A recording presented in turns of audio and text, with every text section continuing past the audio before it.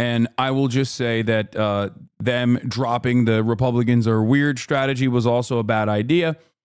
But having said all of that, why do I still think Kamala Harris is going to win? Because a lot of people will say, Hasan, you've said this already. You've ripped into Kamala Harris left and right. It's because you hate a black woman. You don't want her to succeed. Is that the reason? No.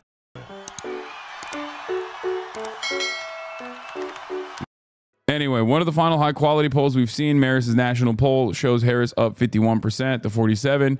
Their prior polls for NPR had Harris up 50 to 47 a month ago and up 49-48 2 months ago. They had a non-NPR poll mid-October with Harris up 52 to 47. Now, this is a national poll, okay? Maris was off in 2020 like everyone, but it will forever be able to hold on to this moment of glory. Yeah, listen, of note, Maris shows the national race tied among registered voters, 49-49, so a turnout edge for Harris. Dr. Israel thinks robots are going to solve all our problems, Lamau.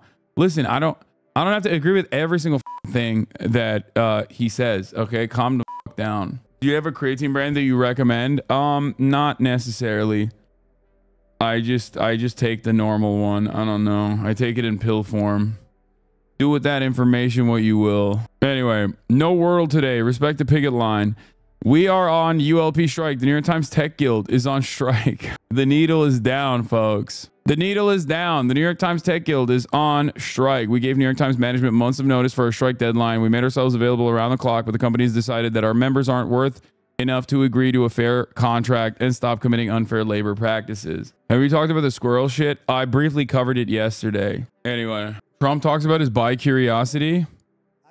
What the fuck is this? Live AI generated. Oh, stop it. You got to cover John Oliver today. He's a certified HasanAbi head. Don't worry. Yes, chatters have already fucking leaked it. I used to write you off when you said that there are one or more John Oliver writers in here, but after watching his latest election episode and he played I Will Vote for Donald Trump, I can no longer deny how likely it is.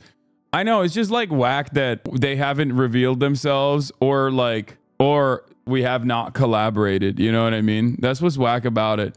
Like, I don't give a shit if there's a HasanAbi head writer in the writer's room or multiple ones, okay? It's just that, like, I would like to link up. Also, this is the fit for the day.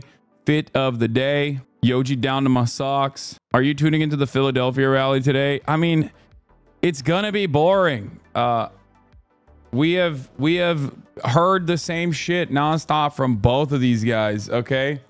I saw this the other day. I saw this like earlier. I thought this was quite funny.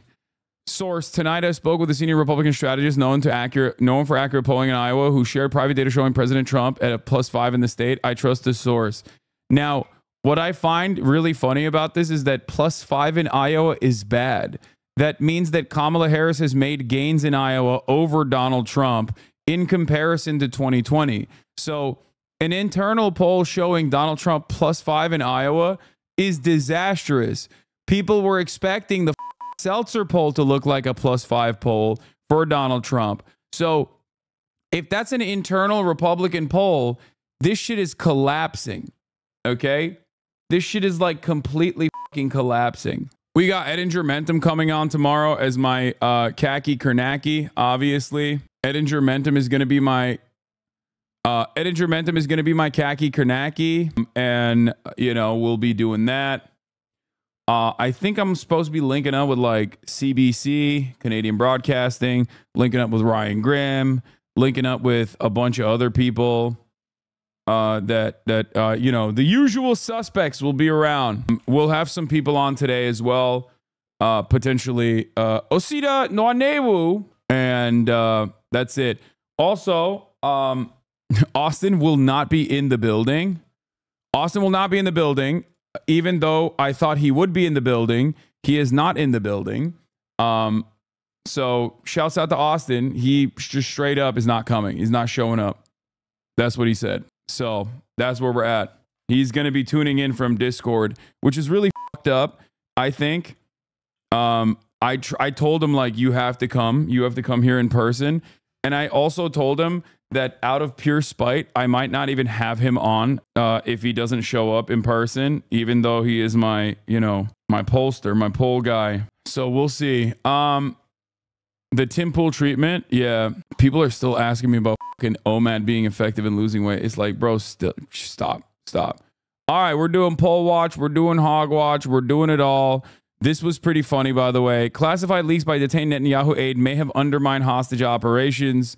So just wanted to briefly dial in on this really quickly. Just deeply unserious people over there on the Israeli government side. So yeah. That we'll get to that in a little bit, but yeah, this is it. Election Eve is here, bro. Your blast off hasn't even reached 1K likes. Tell chat to like and retweet. It has. What are you talking about? It already is at 1K likes, and it will keep growing. Is he slandering me? I'm not. I'm just being fucking correct and truthful about your allegiances and how you have dropped us. You have dropped this community. You have dropped the ball. And that's fine. You know, you just don't like us anymore. So it is what it is. Kamala Harris secret vote ads. Come on, boys. Let's make America great again. It's your turn, buddy. Before you cast your vote in this election, think about how it'll impact the people you care about the most. Daddy! Remember, you can vote any way you want, and no one will ever know. Do your patriotic duty. You bet I did, brother. What happens in the booth stays in the booth. Vote Harris Walls. My dad, a lifelong Republican, is voting for Kamala. That makes sense. MAGA World is preparing to undermine the election if Harris wins. We're going to be talking, yes, about Donny O'Sullivan's new reporting, obviously, because it's pretty fucking nutty, okay? Now, I am not going to say with 100% accuracy what I know will happen or whatever. I have maintained this position since the swap out happened. Like, if you want to know where I'm at, well, it's okay to break up with your boyfriend because he's voting for Trump, he's a rapist, and understandably, that's not going to sit right. Another take as bad as your music reviews. I love when Fantano pops off. My goat. Anyway, so here's the situation. Okay, for those of you who are wondering, like Hasan, let me catch you up because a lot of you haven't really been following closely. A lot of people are just tuning in because the election is tomorrow. And many people want to know what the fuck is up. Now, something that I've found out is that on my TikTok, the people are fucking crazy. I usually agree with you, but I think she's had a great campaign. She's had a great campaign. This is the TikTok we posted about my like broader analysis on my on what I think is happening with Kamala's campaign and what I think is going to happen come November 5th or maybe November 6th.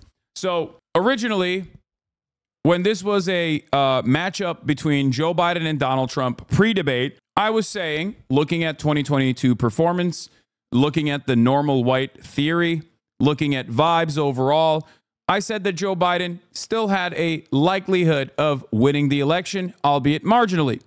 Then the debate happened, and everyone recognized that Joe Biden was an old, he was so old that his brain was leaking out of his ear.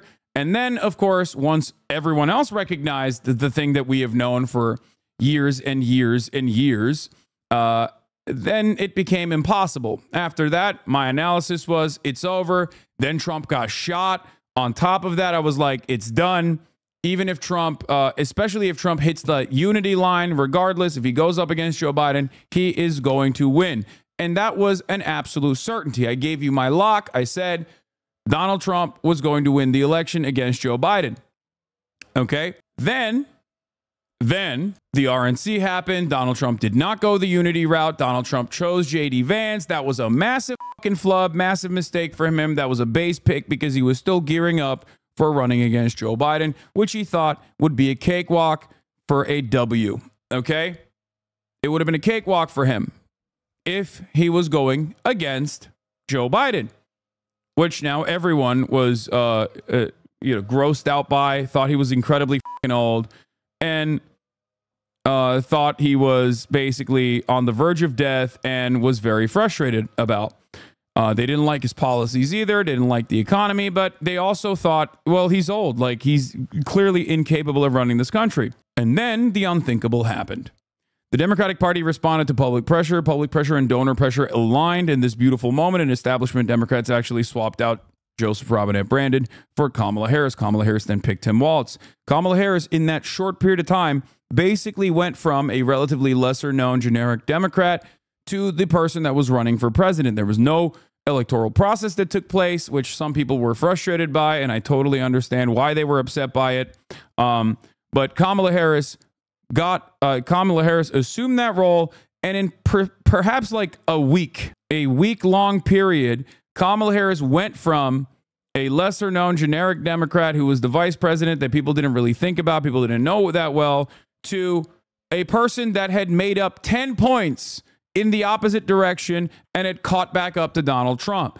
It went from Joe Biden is definitely losing to Donald Trump to, oh my God, Kamala Harris has a pretty good chance of winning. Now, that paired up with the fact that high propensity voters were coming out and had come out already, had come out already for Kamala Harris, come out already for Joe Biden and the Democratic Party, and the down ballot races outperforming Joe Biden at the time and even outperforming Kamala Harris at the time by like 6, sometimes 7 points in these key races in swing states, made me understand that there is a lot of momentum and a lot of energy in the Democratic Party's direction. They just need a competent leadership. However, after the DNC, I kept repeating over and over again that the Kamala Harris campaign and the direction the Democratic Party was taking was basically running towards Joe Biden, who was seen as a old curmudgeon who was basically very unpopular, so unpopular that he had to do something unceremonious. He had to do something unique. He had to drop out of the race and, be swapped out for his vice president. All of that aside, Kamala Harris still had the fundamentals. Okay? She still did. I kept maintaining the position that if she builds upon the momentum, a bold policy agenda, talking and communicating how she's going to be different than the existing administration, that she would have a tremendous time in the polls. She would have a much better standing in the polls, that people would be openly, defending her. Some of the issues was immigration. Another issue was on the economy front. I think that her policies were definitely, there was some good there, but there was a lot that was just lackluster. Okay. And the tacking to the center, tacking to the right, and the consistent hugging and kissing Republicans, okay, all of that, in my opinion, was bad campaigning for the most part, okay? But as I said, time and time again throughout this process, the liberals who would come at me and say, Hasan, what the fuck? You just don't want Kamala Harris to win because of Gaza, blah, blah, blah. I kept repeating, that's not the only issue I have with the campaign, although that is definitely an issue I have with the campaign, that she would still most likely win.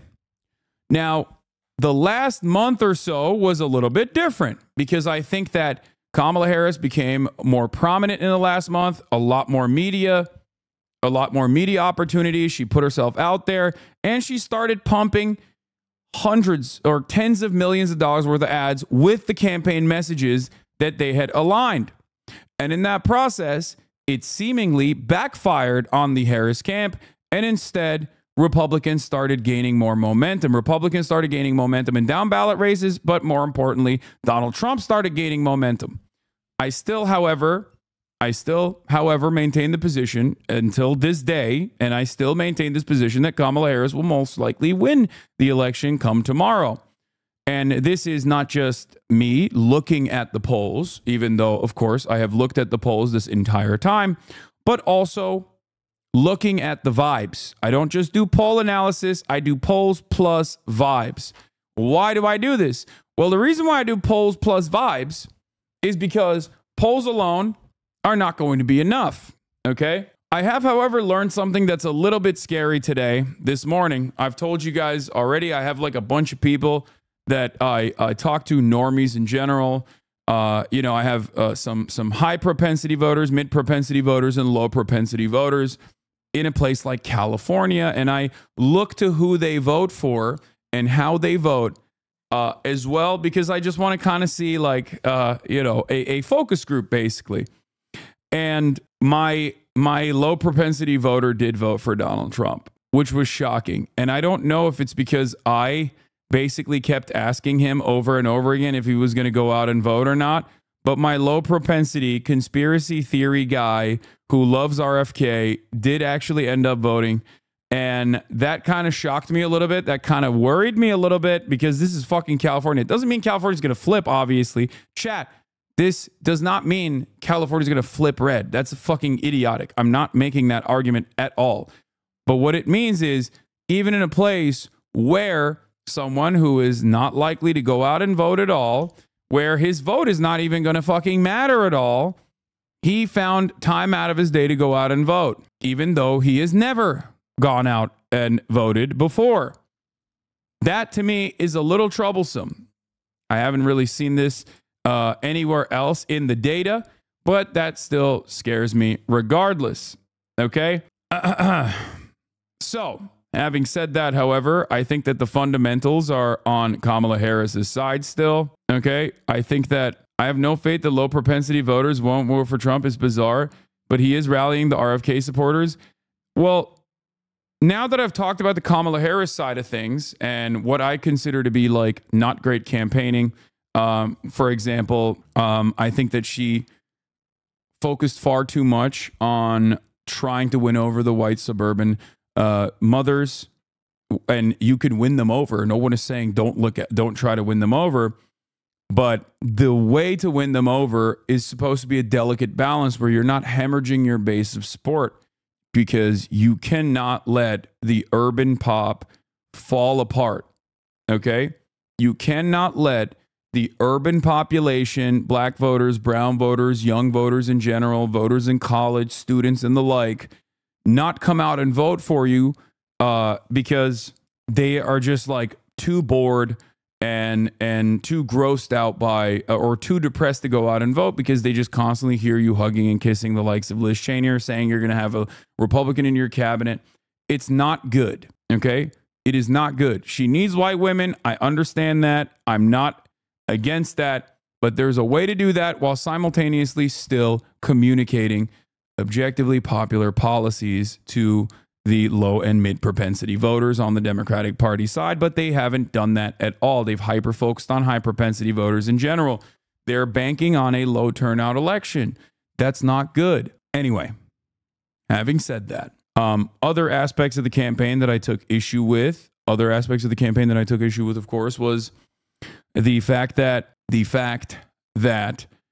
her addressing the economic harm that people were experiencing, even though she was given a massive gift where voters did not actually hold her responsible for the problems of the Biden administration and its impact on the economy and the inflation and the negative real wage growth that they experienced under Biden for a brief moment. That kind of stuff is unforgettable for a lot of voters, but they actually originally did not say Kamala Harris was responsible for that. Now that's good. That's a fucking massive gift for Kamala Harris. What did she do with that gift? Not much. The price gouging stuff was great. Fantastic messaging, fantastic policy, fully on board with that, right? But they didn't go forward with that too aggressively. And instead, they kind of back-pocketed that. And I personally consider that a flub, okay? I was expecting a 2008 Obama-style run, but instead, we basically got a 2012 Obama run. And that's not good. Or worse, dare I say, a 2020 Joe Biden run. Actually worse than that because it was more conservative than 2020. Anyway, so there's some good policies there like combating price gouging. Fantastic, okay? Good defenses there. Saying that Donald Trump's tariffs, which is the only economic policy that he's put forward, is actually a mass sales tax. Fantastic. Expert. 10 chef's kisses. Okay. 5 booms on that. Those are both great. Okay. Expanding Medicaid to at-home care. Fantastic. It's not enough. It's actually very marginal. And it's very frustrating that that's the only thing that the Democrats are pushing for. You should at least expand it down to 55. Like you should lower the age. You should lower the age eligibility for Medicare to 55. That is literally the entry. That is like that's stepping in. Dental and vision as well. That's also important. They didn't really push that too much, but they realized that that was actually popular messaging. So that definitely helped out. So on that front, that's great. Obviously, no separation from Biden on Gaza is a massive flub. That was a huge gimme. Donald Trump was beating Biden by like 30 points on the issue of Israel-Palestine. Donald Trump is now beating Kamala by the same percentage points on Israel-Palestine. And that's not a good idea. Overall, immigration, right-wing communication on immigration is not a good idea either, but that's a much larger, much more consequential conversation that we're not going to have right now. And I will just say that them dropping the Republicans are weird strategy was also a bad idea. But having said all of that, why do I still think Kamala Harris is going to win? Because a lot of people will say, Hasan, you've said this already. You've ripped into Kamala Harris left and right. It's because you hate a black woman. You don't want her to succeed. Is that the reason? No. These are very real considerations. These are very real criticisms that I think are perfectly fucking valid. I have time and time again showcased evidence, empirical evidence, messaging polls and whatnot to prove to you that what I'm saying is correct. And you can also go and watch those older videos as well. Okay? Now, I will, however, turn around and explain something very important to you. Okay? The person that was running an even worse campaign with also worse metrics overall, with a worse ceiling overall, was Donald Trump. Okay? That's it. While Kamala Harris made, in my opinion, a lot of communication mistakes, none were as bad as the routine garbanzo that you saw from Donald Trump throughout this entire process. Donald Trump's negatives are that he's too narcissistic and too chaotic and says a whole bunch of unhinged things. So much so that people who are in support of Donald Trump's ideology and ideals sometimes find themselves at odds with Donald Trump. Not to the same degree as like the MSNBC Never Trump Republicans, but certainly enough that they're like, I don't know if I'm going to go out and vote. Or in the finite amount of time that you have to make a convincing argument to not only have people be your supporters, but also go out and vote for you, Donald Trump fucked up big time. Nonstop, as a matter of fact. He had strong issues where he could have talked specifically about the economy, but there was no good policy on that front. He just kept saying, remember how good things were when I was president. Trying to hold on to the nostalgia factor and the reality that Americans have short-term memory. Okay, he just kept saying, "Remember how good shit was when I was president." But even then, he didn't even hit that point hard enough because he was entirely too predisposed with the anti-immigrant screeds. His economic policy was tariffs, which is a really stupid idea that absolutely zero people agree with, especially because Donald Trump never communicated what he was going to put tariffs on. He just said across the board on all goods, specifically coming from China, which again is idiotic because it would destroy his number one industry of his supporters, Trump merchandise, right? That was a huge issue. And also, like I said, Kamala Harris's campaign did good counter messaging on that issue. So they are capable of doing that when they want to do it by effectively showing everyone that tariffs are just a mass sales tax and that China's not fucking paying for it. It's actually American companies that are purchasing the Chinese manufactured goods that are paying for the tariff, and that cost will be offset. That will transfer over to the consumers. Okay, so that was a massive mistake. Another indication that Trump's campaign has lost the juice and the sauce, and also its capability of reading the room, or rather maybe reading the wrong room a little too much, was the anti-trans ads. Now, I've talked to people who work for campaigns. Okay, I talk to them all the time, off the record, off camera, and there are people who would shock you that also agreed that the Trump campaign, the anti-trans campaign, was actually a banger. I was shocked personally when I heard that, okay, from people. I was like, what? Are you serious? And I had to sit there and explain to them why this is not a banger at all. A lot of people in the DC bubble are lost in the sauce a little bit, okay? They're lost in the sauce a little bit. And it is a sober reminder for me that those people are also on Twitter, okay? Yeah. The Beltway demons are also on Twitter all the fucking time. And their understanding of the world is also motivated by things that they see online, okay? You're straight up wrong. Anti-trans rhetoric plays great to the base, and they're winning more and more anti-trans legislation every year, man. Yeah, that's right. It's so popular that they always have to package anti-trans legislation that literally fails usually if they try to actually do it through a democratic process, like the North Carolina trans bathroom bill. They had to go back to the drawing board and figure out a way to tie it to something that people do care about, which is sports. A meritocratic approach to sports is something that Americans still believe. And that's the only one that has actually penetrated public consciousness in a country where 64% of the population still say trans people are disproportionately targeted and it's unfair. People might be transphobic themselves. We heard the Trump supporter that Owen Jones was talking to. Look at the situation and basically say, I don't want my child to be trans. And then Owen Jones was like, okay, what if your child was like friends with a trans person? And the guy said, yeah, I wouldn't stop them. I'm not transphobic. There's a reason why even Jake Paul, who is incredibly transphobic, still feels the need to say that he does not hate anyone, including trans people, because at the end of the day, everyone's a fucking liberal in this goddamn country. And that's something that you need to remember. Okay?